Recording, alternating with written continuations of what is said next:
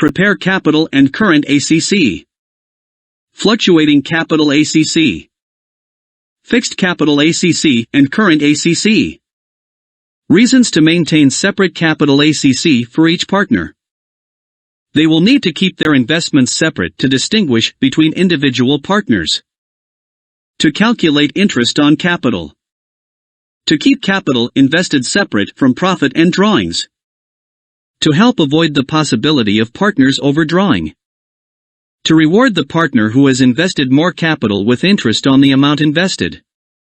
To identify partners' drawings in order to calculate interest on drawings. What is a partnership change? A change in partnership occurs when partners agree to change the way in which profits and losses are to be shared. When a new partner joins a firm, an existing partner leaves, disagreements between partners. On the death/retirement of a partner. Bankruptcy.